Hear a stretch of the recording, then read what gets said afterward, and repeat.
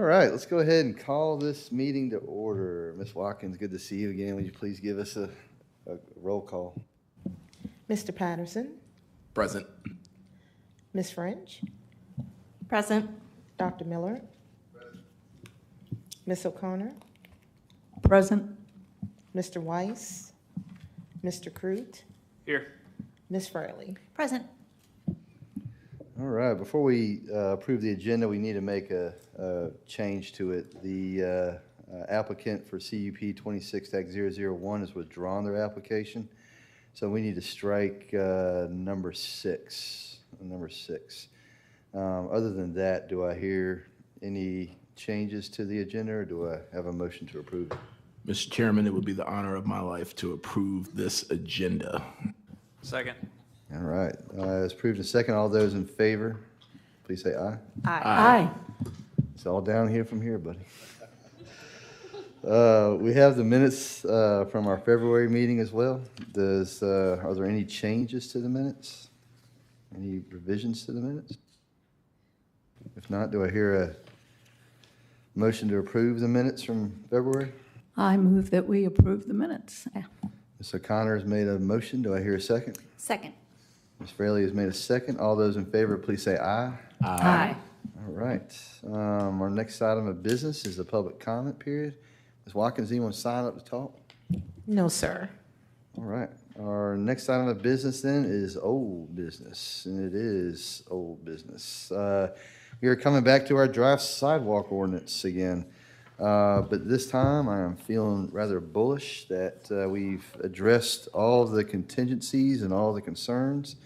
But Ms. Austin, do you or Mr. Dvorak or anybody else Ms. Douglas want to talk about the, just kind of summarize, not just for us, but also for people who may be watching, some of the changes that have been made? I don't have any notes. Robert, Catherine. You want me to go? Yeah. So I think we can start by looking at just 1 and 2, sections 1 and 2. One of the big hangups that we were encountering in past discussions was the conditions that require 1 versus 2 sides of the right-of-way being dedicated to sidewalk. So zooming out a little bit further, we decided to frame the ordinance by separating those instances into new street or right-of-way and existing street or right-of-way. And then within those 2 subsections, we created criteria that are pretty identical to one another. And it's really just new versus existing that triggers 1 versus both sides. So that's the big sweep. So if you look, you'll see that A through D for both 1 and 2 are the same. And I think that we left A up to discussion for this evening if we wanted to play with the number of lots that would require or that would trigger the sidewalk requirement. So that's the broad strokes of how we landed with this current structure. Ms. Douglas, anything to add? The only thing I have to add is that we added the information about the schools, and that's it. So if you want that reworded in any way, or if you think it's confusing, that can be altered. But I think that's the gist of it, other than just this mixing up the sections and then just tweaking some language. Okay, so to start off discussion, as Mr. Dvorak pointed out, we do need to revisit the number of lots. We had said 15 for section 1 last meeting.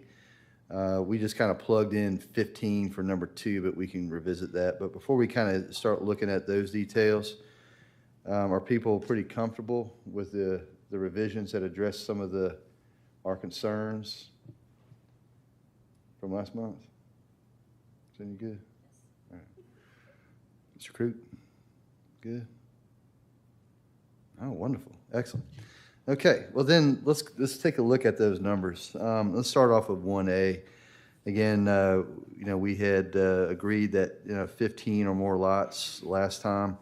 was something that was a reasonable threshold that wouldn't jam up anybody who was, making minor adjustments. But we thought that was a scope that would kind of merit implementation of 2 sidewalks. Are people still comfortable with the creation of 15 new lots? Okay. But then, as we said, we just kind of plugged in number 2A. For number 2A, we just put that 15 number there. So are people comfortable with that, or would people like to lower that or raise that number?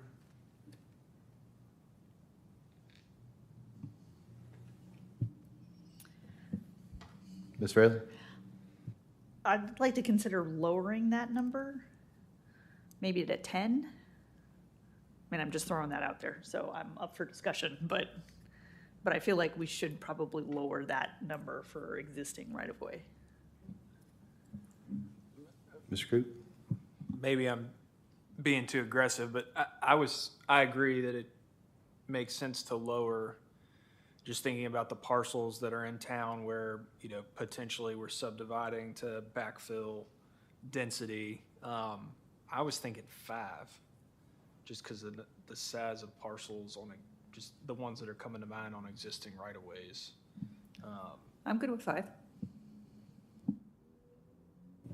How does staff feel about that? Does that seem like a plausible, reasonable number? It seems reasonable to me. Yeah, I think the delta between the two seems appropriate. All right, so we're all concurring on 5. Does anybody have? Anybody? 5 is good? All right, so we'll add 5. So in lieu of construction of 15, it'll be a new right-of-way. It'll be 5. Okay. So then now, as Ms. Douglas kind of invited us to reflect upon, is there any changes to, the wording, any changes of the language? I had one, just for the sake of parallelism, for number 2, where it says existing right-of-way, should we add existing public right-of-way, since it's new public right-of-way at the top? Yeah, we can do that. Okay. And I know I made this suggestion, but for clarity, when the multi-use path, and I know I'm changing my mind on this, and forgive me. I said on constructed on one side of the street in lieu of a sidewalk when required on both sides. Would that add any clarity? For number 3?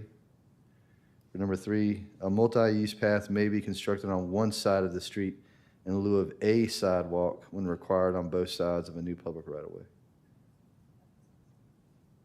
In lieu of a, does that seem plausible? Is there a difference in that?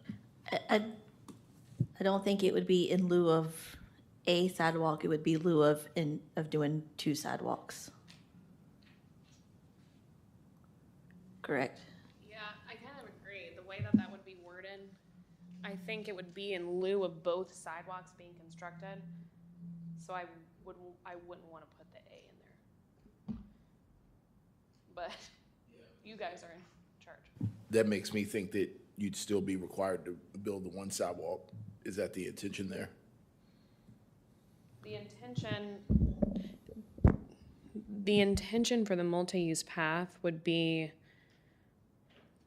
in lieu of sidewalks being required on both sides of the street for any new public right-of-way, a developer could impose or construct a multi-use path instead of both sidewalks. So it would have to be 1 path rather than both sidewalks. Yeah, I guess this is what I, because then instead of having 2 sidewalks, we just have 1 multi-use path. Correct. Now, I guess if the commission's comfortable with that, we can go forward. But I guess there was kind of, I didn't know if we wanted to do 1 multi-use path and a sidewalk, or? I think if the goal is to give options, then you do it in lieu of both, would be my preference. And I think just from a planning standpoint, not even from a legal standpoint, having 8 foot, I think, 8 feet, yeah, multi-use path and a 5-foot sidewalk, that's gonna require a lot of space. So, Do y'all agree? Y'all concur? Yeah, I think that it should be in lieu of the 2 sidewalks. It would only be, in fact, required, an option to be required in that case. so it would only be required when subsection 1 would be applicable. Just want to make sure. That's fine. Okay. I would like to go back and get clarification that you changed 15 to 5 on number 2A for the existing right-of-way, correct? Correct. Do we have anything else about multi-use paths from our conversations with Public Works? Public Works does not have the manpower or the equipment to maintain multi-use trails at this time. So I think they, in their opinion, they don't want to see that option.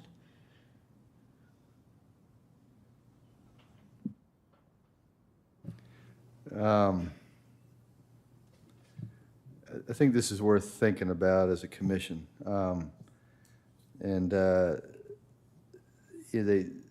Not to hone in too much on your last clause, but, at this time, if we're thinking, generationally, and we don't have anything on the horizon right now, I would like to hope that, the equipment and the materials could be added to the CIP perhaps, or could be budgeted in the future.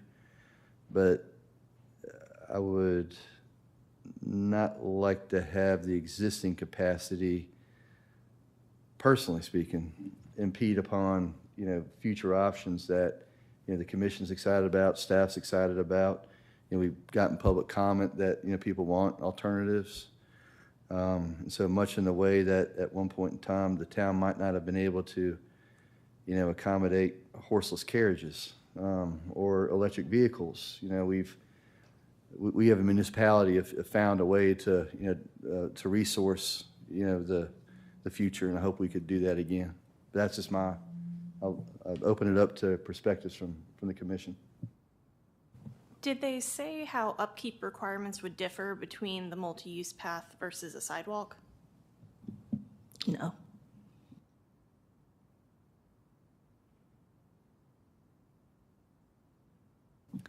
I agree with John. I think if we're going to be forward-thinking about the comprehensive plan and down the road, we've been asked to provide options. This is, we're expanding how we can accommodate that. And I think this is just because, we don't have the capacity right this minute doesn't mean that we couldn't in the future or shouldn't in the future. I agree. I do also think that I think I have a suggestion of an addition to the language, because I do think what's missing here is we don't box it in such a way that, because our original intent was to have this option available for lower density subdivisions. And right now I don't see that as kind of the box in which the language should be used. Because theoretically, the way it reads right now is, the only trigger is I have to build 2 sidewalks. And it doesn't account for whether there's a sidewalk on both sides adjacent to my subdivision, is the way I read it. Correct me if I'm wrong. So I would almost say, we need to insert item C at the end of the first sentence, or something similar. So it would be a multi-use path may be constructed on a one-side street in lieu of sidewalks when required on both sides of the new public right-of-way, and the parcel being subdivided is 80 feet or more from an existing public sidewalk or something similar, if that makes sense.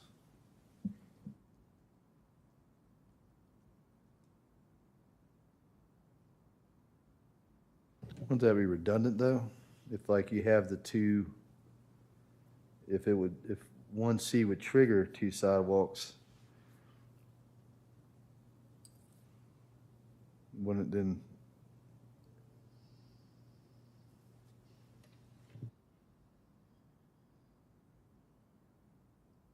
I think I see what you're saying, because in theory, you could have something triggering both sides of the sidewalk that isn't also triggering item C. So I guess the question is the goal where you have very specifically sidewalks connecting to sidewalks, or do you just want to have sidewalks connecting to some form of walkway? Because it's not when one or more, it's when one of the following conditions is met. Does that make sense? From a Yeah, I think that makes sense. What does staff think? Does that, y'all concur with that? I'm okay with it.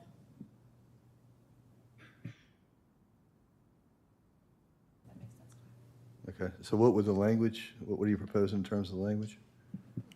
I will take legal input at any point here, but would make sense to me to keep it clean and use language that's already existing in the draft is a multi-use path may be constructed on one side of the street in lieu of sidewalks when required on both sides of a new public right-of-way, and the parcel being subdivided is greater than 80 feet from an existing public sidewalk.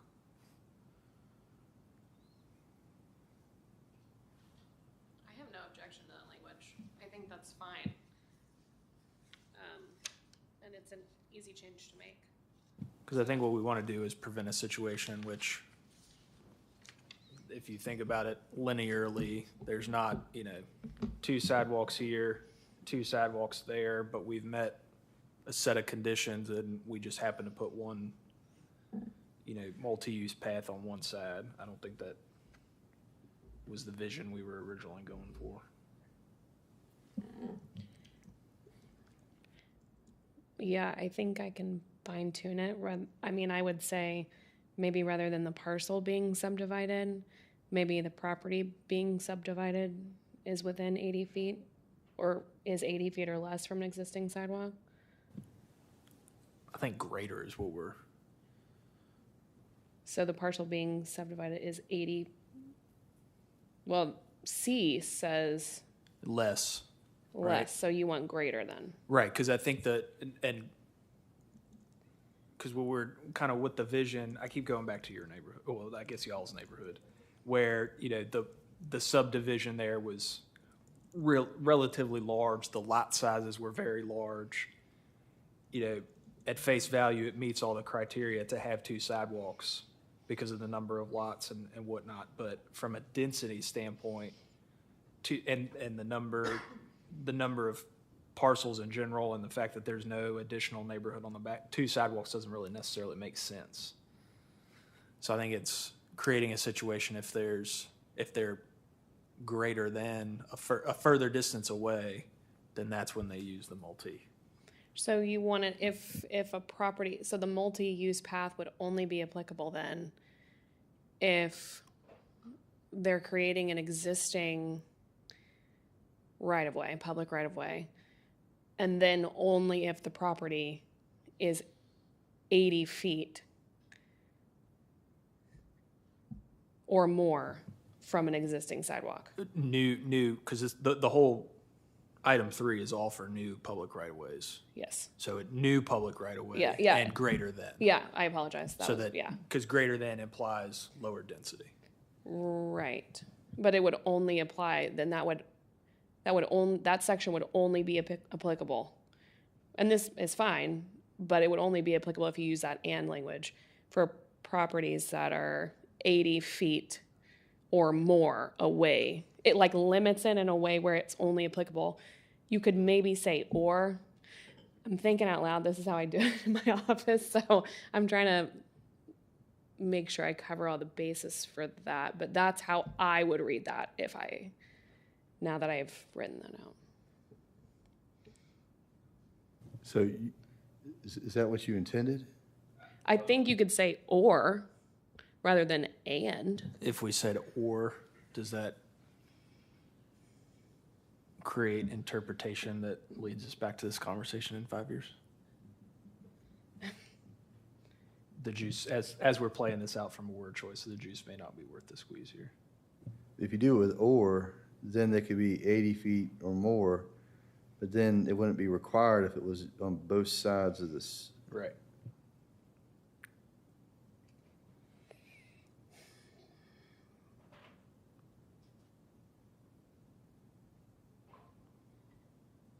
Yeah, that might be confusing too if we use the or now that I.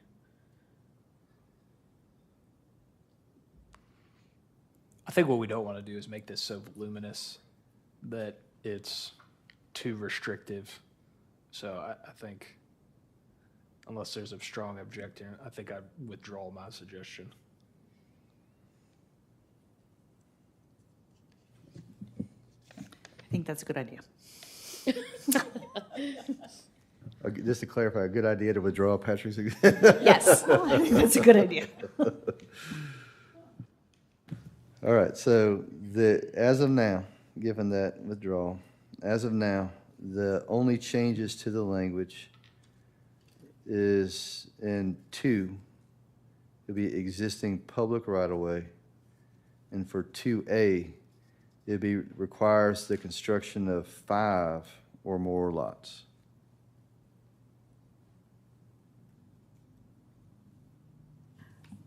Do I dare say is there a motion? Yes. I do have item C and under both 1 and 2, I feel like a word is left out, that it ought to be, right now it says the parcel being subdivided is 80 feet or less of an existing public sidewalk.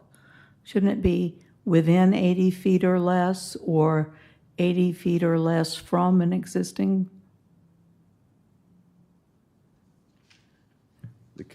You're right, the conventional kind of preposition would be like 80 feet or less from an existing public sidewalk, unless there's some kind of planning or legal reason why it should be of instead of from.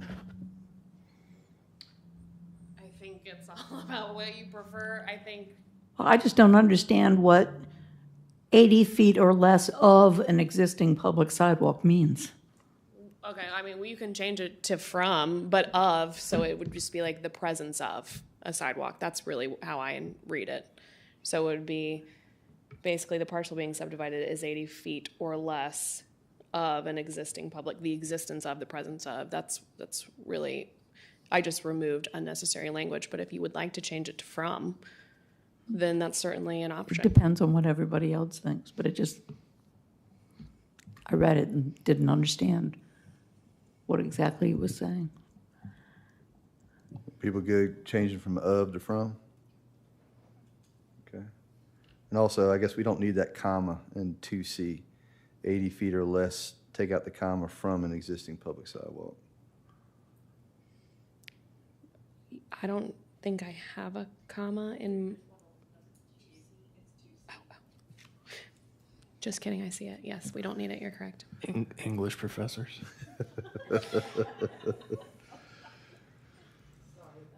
Yeah, that's fine.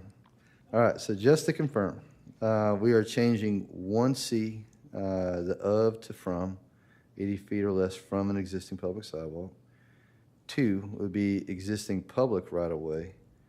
2A would be requires the construction of 5 or more lots. For 2C, it would be the parcel being subdivided is 80 feet or less, no comma, from an existing public sidewalk. Did you say of an existing sidewalk, or you want to change that to from? From, please. Okay, From. okay, yeah, thanks. Do I hear a motion to make a recommendation to council? I moved to make a recommendation to We're council. not going to make a recommendation. Oh, no? We're going to send it to council for review. Oh, okay. and for them to send it back if there's no corrections for a public hearing. Should we still make a motion to forward it to council for review? I would. Okay. I would.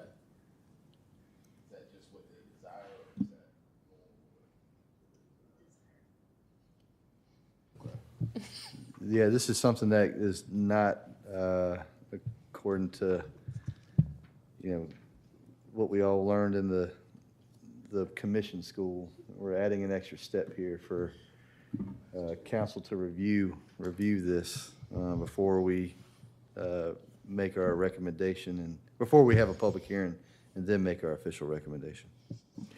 WWMCS.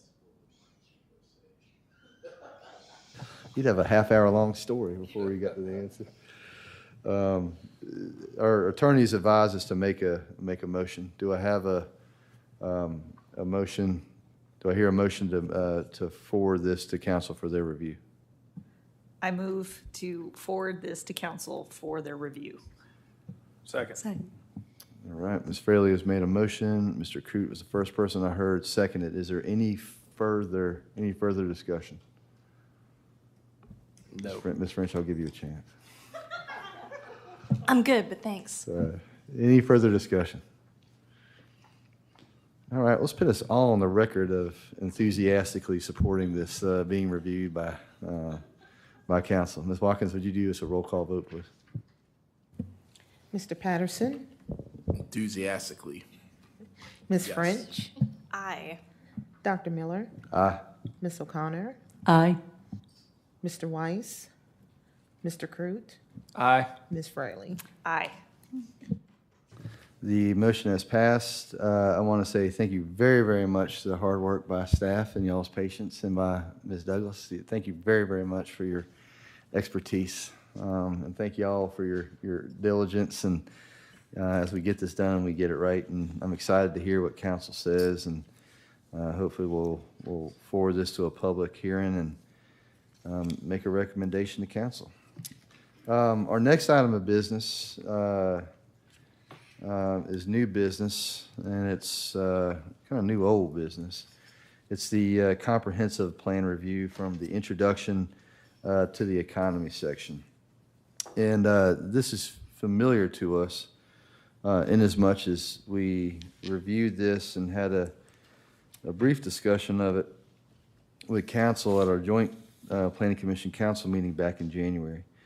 And if you recall then, Dr. Davis, the town manager, aspired to have some discussions between these joint meetings between us and council. And the goal was, or the hope was to try to save some time so we could discuss it together and come to some agreement. But, I heard from some people that the format of that meeting just didn't unfortunately realize our goals and our hopes for that type of thing. Especially, it didn't give us the kind of format of the discussion, but also the granularity of what we were looking at wasn't necessarily conducive to the kind of actionable language that Dr. Davis had aspired to. So I met with him and Mayor Vincent to discuss perhaps some more efficient routes to try and accomplish what we're aspiring to. And we came up with the Planning Commission looking at, sections by section. So again, we're looking at intro to economy and looking at the changes that staff had made, and if need be, kind of either adding anything that we aspire to do, or just saying, hey, it looks good, and let's move on to the next section at our next meeting. And then we would present a kind of the whole comprehensive plan to council, and if need be, I guess we could always ask for a joint meeting at that point in time to discuss it, and hopefully, for their approval of the update. Are people comfortable with that route? Okay, I just think we have the time and the format here and the means to kind of proceed methodically through that. So I don't know if staff cares to re-update us or to. Okay. And if you recall, by and large, most of the updates are updates of statistics, but also there's some, minor changes to some of the strategies as well. And so I'll just start off with, did anybody have any, yes, Mr. Connor? I just have a question. I'm not sure what I'm looking at with what we had in our package. Does this incorporate the changes that we all sent in, like back in July or something? I think it was, we all submitted changes or suggestions. It does include some of the things that were easy to change. So removal of items that are no longer in certain districts. It does include those. Some of the things that were more discussion-based and not necessarily change in specific language in the comprehensive plans were not updated. And that would be a discussion we can have about more of those idea-type things. Okay. And then the things that are in red, are those the things that staff changed? Okay, thank you, that helps. And so I think it might be appropriate to start with that since that's the most visible thing. Were there any like the things in red, the staff, the changes that staff is proposing in red? Anyone have any questions about those or any comments about those?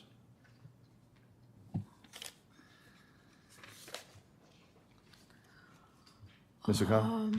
Yeah, I had a couple of questions about some of those things. Find what I was looking at.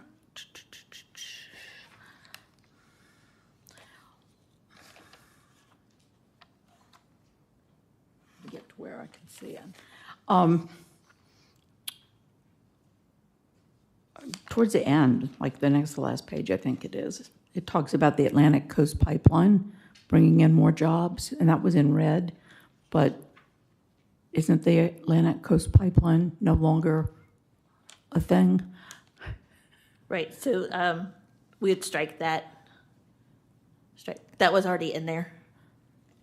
That was what? I'm sorry. That was already in the plan, so we're gonna strike that. Okay, I didn't, there were some things that read that I could tell were things that you guys added in, and that was in red, and I didn't know. She's what on it page was. 50. And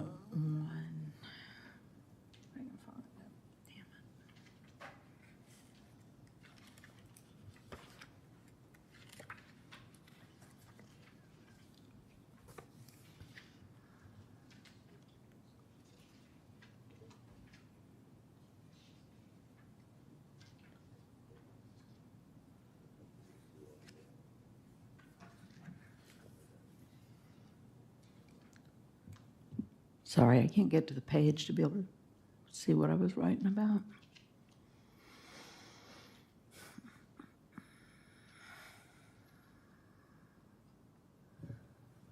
Abby, you want us to come back to that, or?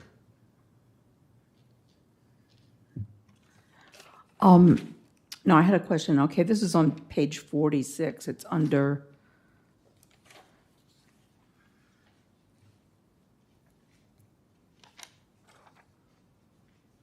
the section on race. And it just says, in red, it says the American population in 2020 was reported as 47.7%, an increase of over 20% since 2010. And I just want to double check that number since I don't have the 2010 number to see it. Is it a 20% increase or a 20 percentage point increase?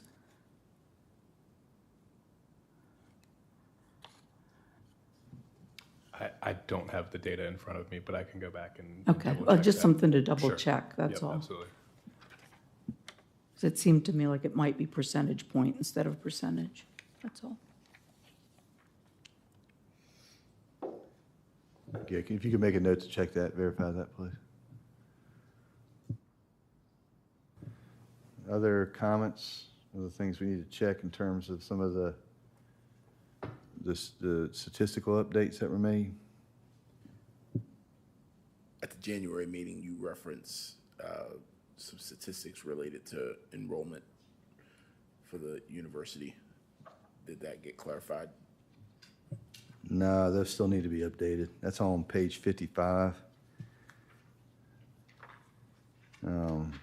I mean, maybe the university enrolls 5,000 people. So I looked at the website for Longwood University, and it was 5,000 for enrollment, and 30% for off-campus. So I didn't feel like there was a big difference in those numbers, but we can change them. Well, I mean, almost 100% of grad students live off of campus.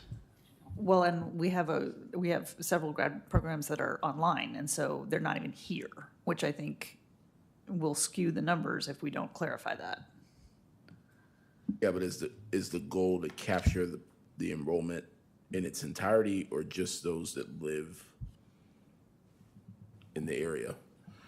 Looks like that was capture enrollment in its entirety.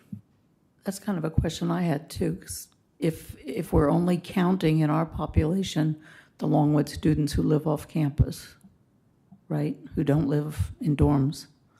You know, the students on campus that live in dorms are counted towards our population as well. Okay, I thought I read somewhere where it was just those who lived off campus that got counted, okay.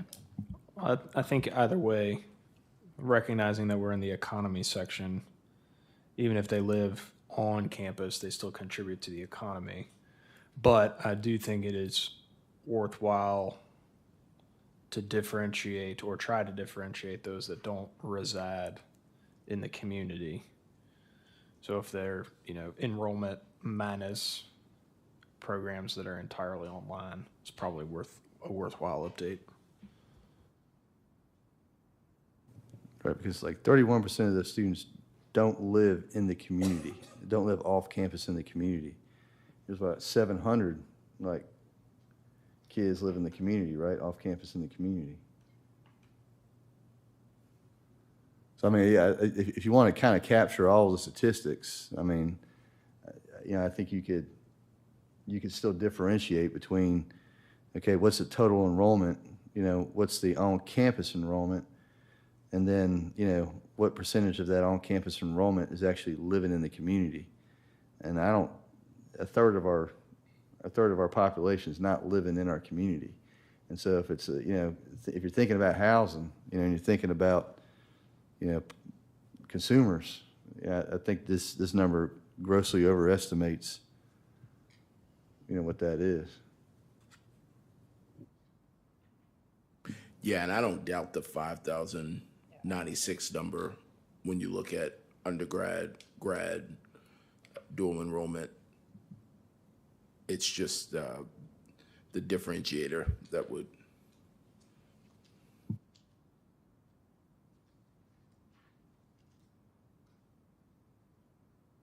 And I think if you're thinking about economy as well, again, the most popular occupation of Longwood's graduates is, I don't think elementary and middle school ed has been, I think our business school and our nursing programs are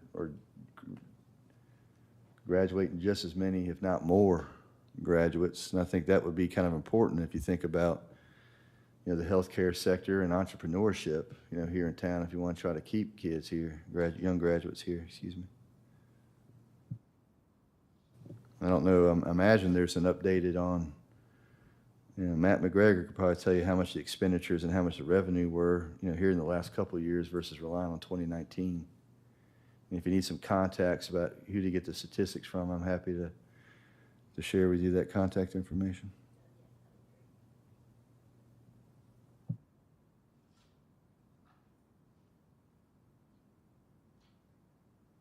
Other comments, thoughts on statistics?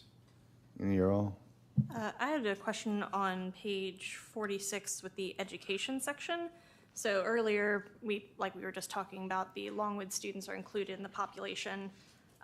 It has the high school graduation rate at 89.6%.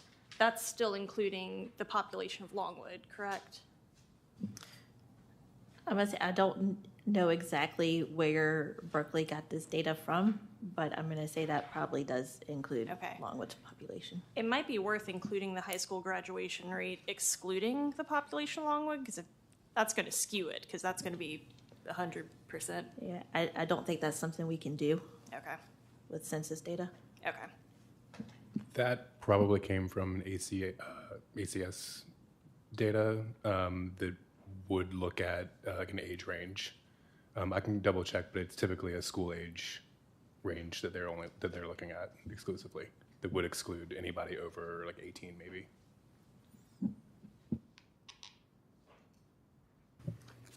Other statistics, other data. Mr. Patterson has made a recommendation, I think it's a prudent one, that in terms of looking at kind of bigger issue things, let's go section by section. Let's start off with the introduction section. Are there any changes, any recommendations that we'd like to discuss in the introduction? So I think it's a question informing a potential suggestion, but as part of the normal course of a plan update, would there be an edit or addendum to the plan process? In as much as we're just acknowledging that we did an update? Right, and a plan update in that it did, that we, for the sake of this update, are not utilizing community workshops and stakeholder meetings and a survey. We got your glasses. Wise as wise can be. I think that would depend on the scope of the changes that we anticipate putting in, and it wouldn't be out of the ordinary to write the introduction after we've gone through the entire comprehensive plan. But I think that leaving the fact that community surveys were used for the original writing of the plan is so pertinent. No, absolutely. I don't think there's any deletion in my mind. It's just, where are we documenting the updates and the process that led to those updates?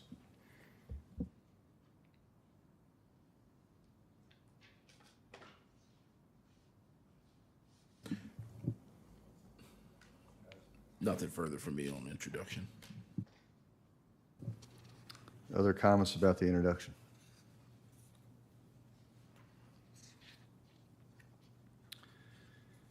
Our next section is environment.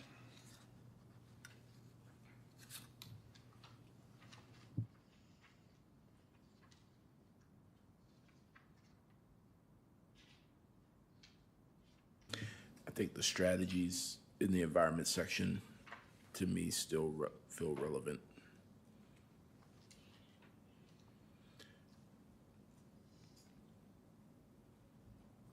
Okay. Just was curious as it relates to the goal and strategy.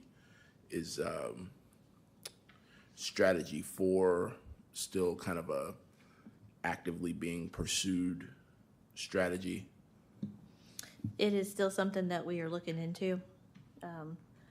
Robert and I have been attending quite a few FEMA trainings.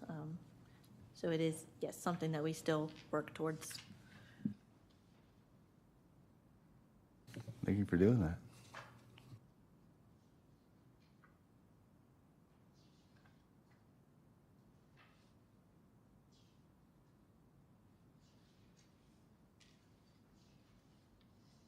What about cultural resources?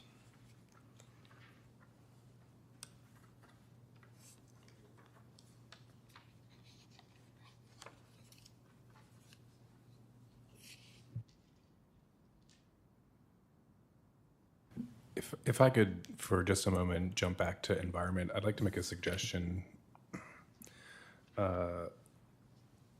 In the regional environment section, let's see if I can find the page number. The second paragraph starts with, "It is also true that development and infrastructure decisions made in Farmville have the potential to affect downstream and nearby environments." I think that thank you. Yeah, page 36 at the very bottom. I think that it would be more accurate to eliminate the language "have the potential to," and say that those actions affect downstream and nearby environments. Agreed. Does everybody concur with that? Support that. Okay, so yeah, let's go ahead and change decisions made in Farmville will affect? Is that what you? Or just affect. Affect, okay. So we'll take that, have the potential to. Your recommendation?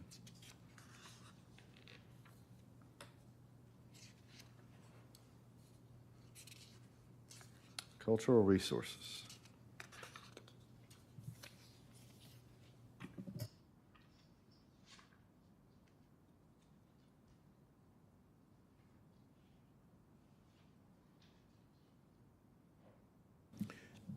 I feel like those strategies still seem broad and relevant. It's nice to kind of reflect upon, we've accomplished some of them, especially with the overlay district.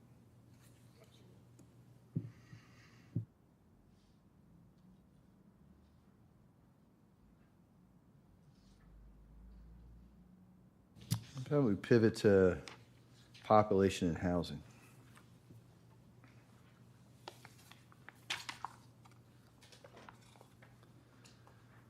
In terms of some of the goals and strategies, looking at number 5 on page 44, I'm wondering, given the last passage of the last 5 years, instead of saying that serve the needs of young professionals, given the shortage of affordable housing across the socioeconomic spectrum, we need to say serve the needs of residents, families. I concur. I think, broadening that to serve the needs of our population or something in that language to broaden that would be appropriate.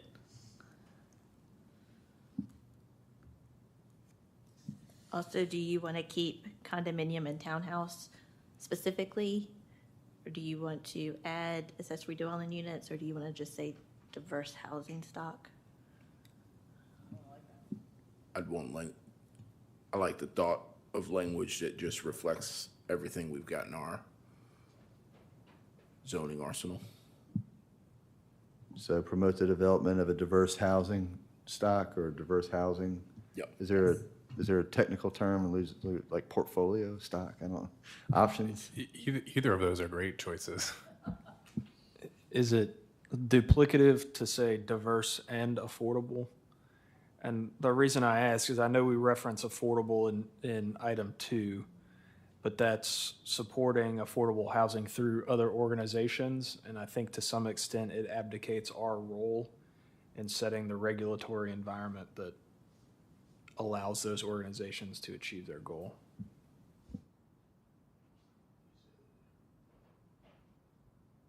Can you pay attention, please? Diverse and affordable. Diverse and affordable. So it sounds like what we're thinking for number 5 would be something along the lines of promote the development of diverse and affordable housing options that serve the needs of residents. I like that. Yes. Is that good with y'all? Good with y'all? I mean, I'd like to maybe ponder whether a strategy related to tackling the issue of homeless population could be a beneficial thing, because I do know there are organizations in our community seeking to lead on that issue. For our goals and strategies? Yeah. Yes. Could that be an addendum to number 2? I think it could. Support work for Habitat and Humanity and other organizations that increase affordable housing in Farmville and address and work to address homelessness or something similar. Wordsmith. Could we make it something more like unstable housings that would Yeah. also help cover, folks who rent by the week at the motels? Yep. Like housing instability. Yes.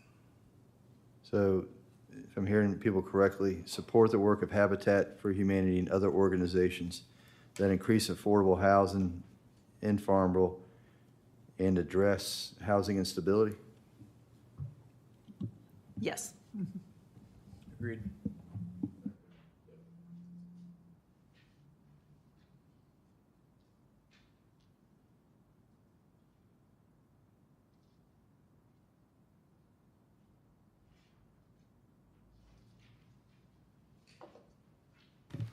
Other things in housing.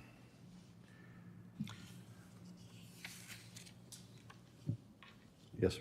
I mean, would this be a moment to reference the need to evaluate our zoning, to find ways to make it easier to pursue that? Or is that just a natural part of our work that doesn't need to be specifically spelled out?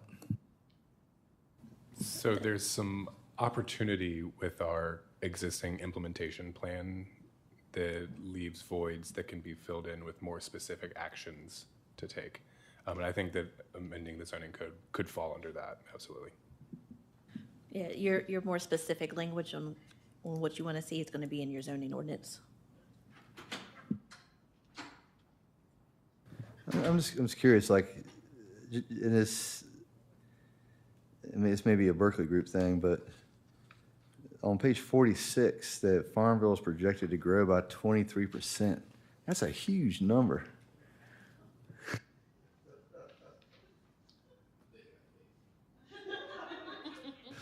I hear they're all coming to live with you, man.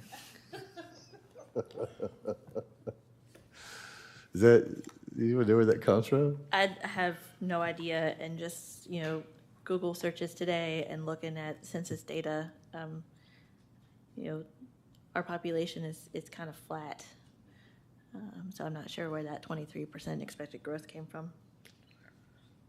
Does it merit kind of revisiting that, or? We could. Yeah, we could. I just question census data in general, just given what we dealt with in 2020 on the heels of COVID. So I think you're almost better off just knowing that we've got another census coming up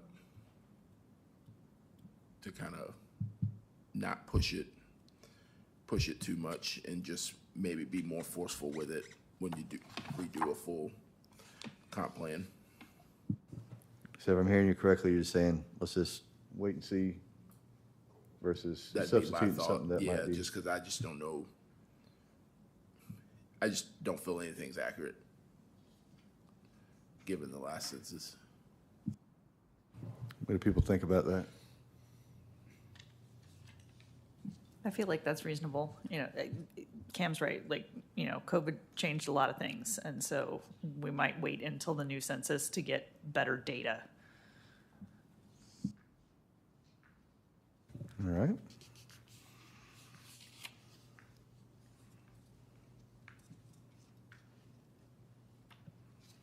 Other things in population and housing. Sorry, I just want to go back to my question earlier about the high school graduation rate, which is probably persnickety of me.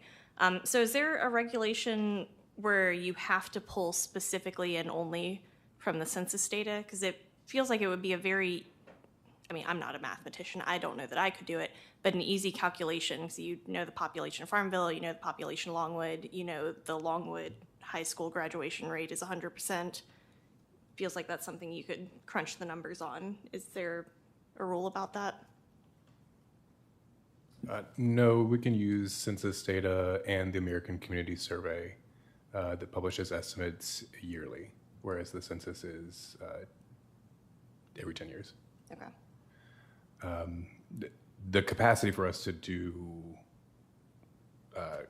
custom calculations for different metrics is limited, but I think that we can, for something targeted like that, look at that. But then we'd have to pull the enrollment from Longwood specifically the same time that they did the census. So it would be what the population was of April 1st, 2020. Yeah, I mean, I guess you rely on those census and then what you just said secondly, just in case the data is questioned from a public standpoint, you always kind of got something to point back to.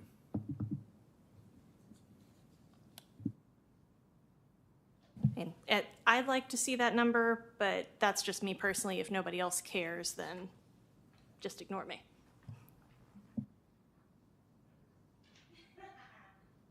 We see you. Can we give it a shot? If it proves implausible, we can just say we. All right. Thank you.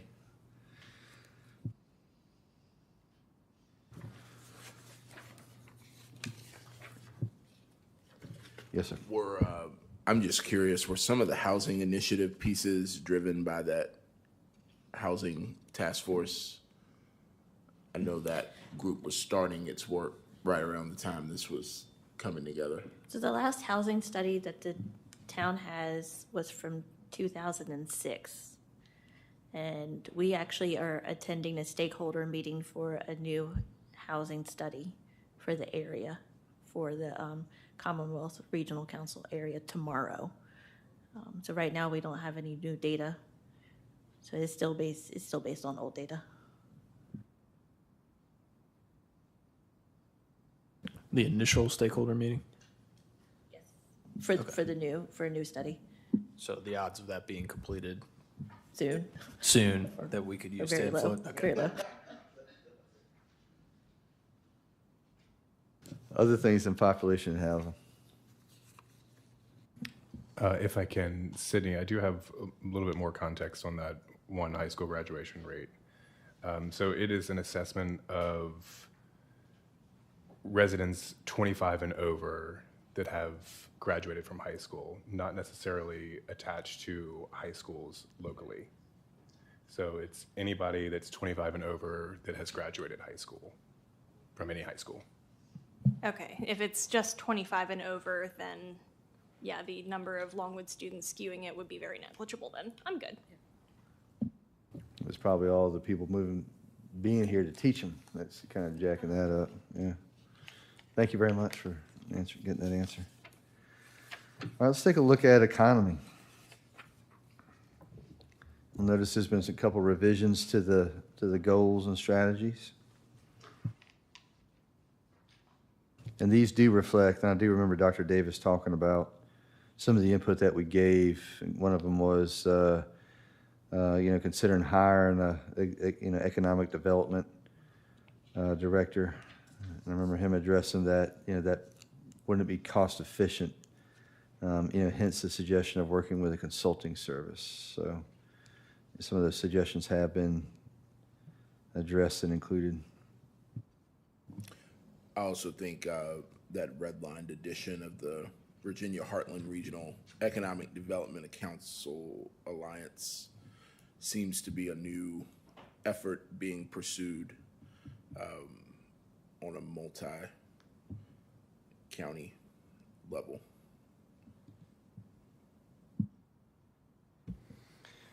Is it worth adding the SBDC to 2? I know they're a tenant of the Seed Hub, but they're still a separate federally funded entity, it's my understanding, that provides access and a whole host of different resources, some of which are complementary, but some of which are unique. Just trying to capture the whole network of economic innovation there. Yeah, they're mentioned on page 55, but what do people think about adding them? Does that make sense for y'all? It does. Are you thinking adding it to number 2? Okay. Yep, I like that. Abby, what do you think?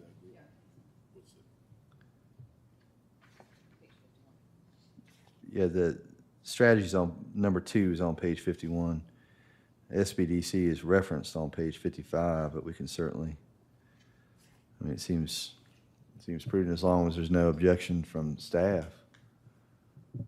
I maybe can suggest that rather than being more specific in the strategies, we actually zoom out and be more general and say something to the effect of, certain stakeholders or external stakeholders, economic development stakeholders, and then use another layer of the implementation plan to specify which partners we're targeting.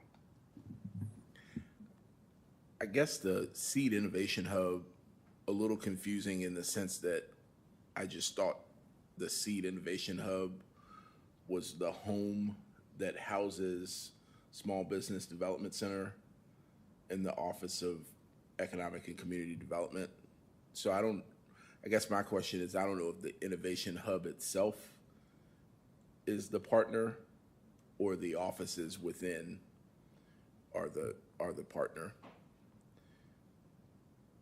And Sherry McGuire and her team might have a clarifying perspective on that. I do like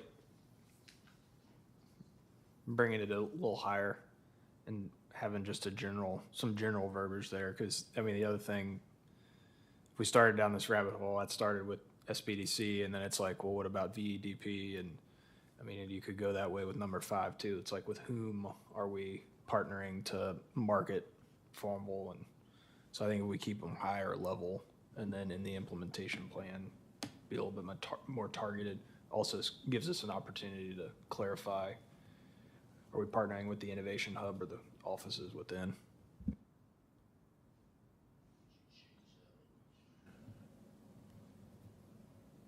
Yeah, I think based on that recommendation, I would, work with,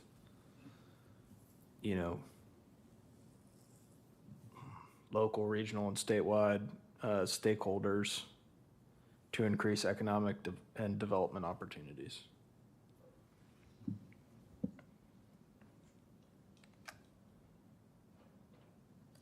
Does that work for you, Robert? Yes. All right, so work with local, regional, and statewide stakeholders to increase. How about for the rest of the commission? Sound good? Sounds good.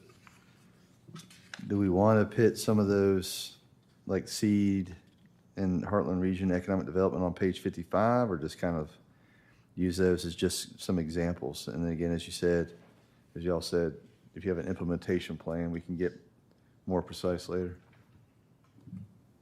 I think examples is fine. All right. So don't add anything to page 55. No, I think that's fine. 55 is fine as is. All right.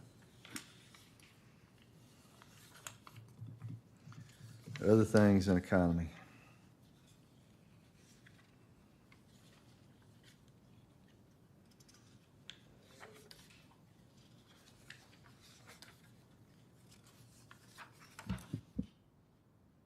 Sorry, can we go back to, I forgot something in the previous section. It's very quick. Like the population in housing. It's very, very nitpicky, but can we change the picture on page 49? I think it is non sequitur to have our page about housing initiatives and to have a picture of a hotel. Sorry. They're all going to live at the True.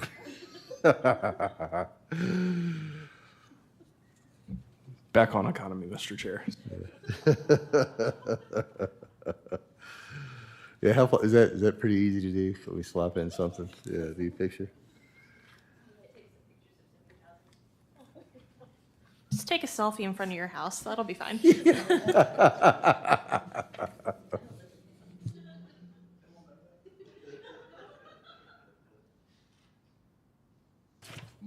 Take a photo of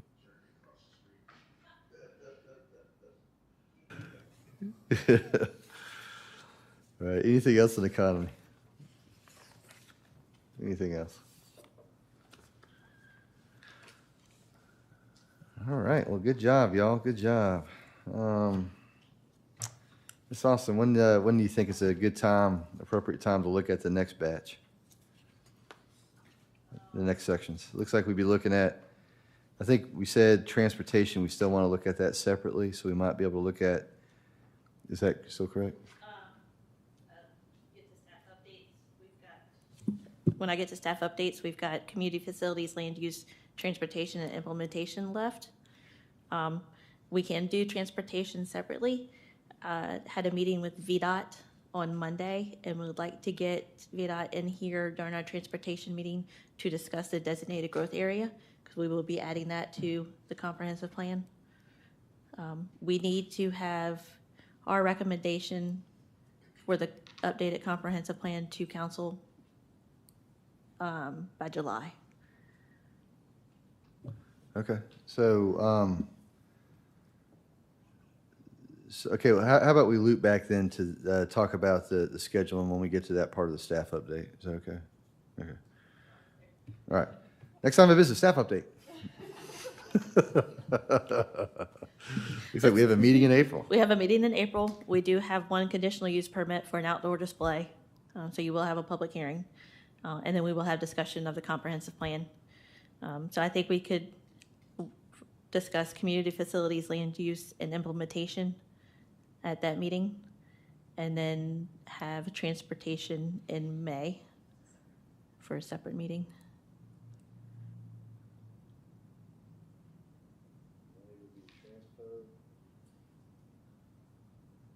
And that seems like it would give us plenty of time to make that deadline in July. Yep.